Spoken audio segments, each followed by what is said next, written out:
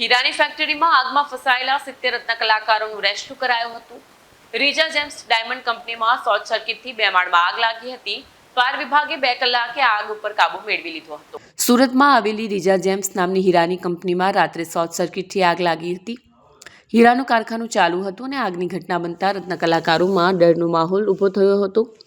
5 માળની હીરા કંપનીનો ત્રીજો અને ચોથો માળ આગની ઝપેટમાં આવી ગયો હતો, જેના પગલે 70થી વધુ રત્ન કલાકારો ફસાઈ ગયા હતા। ઘટનાની જાણ થતાં જ 5 ફાયર સ્ટેશનની બહારથી વધુ ગાડીઓ ઘટનાસ્થળે દોડી ગઈ હતી અને રત્ન કલાકારોનું પ્રથમ રેસ્ક્યુ કર્યું હતું અને 1 કલાકની જહેમત બાદ આગ ઉપર કાબુ મેળવવામાં સફળતા મળી હતી। ફાયરનો કાફલો જ્યારે ઘટનાસ્થળે પહોંચ્યો ત્યારે ત્રીજા માળે શોર્ટ સર્કિટથી આગ લાગી હોવાની જાણ થઈ હતી। ત્રીજા માળની અંદર બનાવવામાં આવેલા પ્લાયવુડના પાર્ટીશન આગની ઝપેટમાં આવી ગયા હતા। આગ પ્રસરીને ચોથા માળ સુધી પહોંચી હતી। આગની વચ્ચે ફસાયેલા 6 જેટલા રત્ન કલાકારોને બચાવી લેવામાં આવ્યા। ડાયમંડ કંપનીના 5મા માળે બચવા માટે પહોંચી ગયેલા 70થી વધુ રત્ન કલાકારો ફસાઈ ગયા હતા। ફાયર વિભાગના જવાનો દ્વારા તાત્કાલિક આગ પર કાબુ મેળવવાની સાથે રત્ન કલાકારોને રેસ્ક્યુ કરવાની કામગીરી હાથ ધરવામાં આવી હતી। દાદર સુધી પહોંચી ગયેલી અગ્નિ જ્વાળાઓને કાબૂમાં કરીને તમામ રત્ન કલાકારોને રેસ્ક્યુ કરવામાં આવ્યા।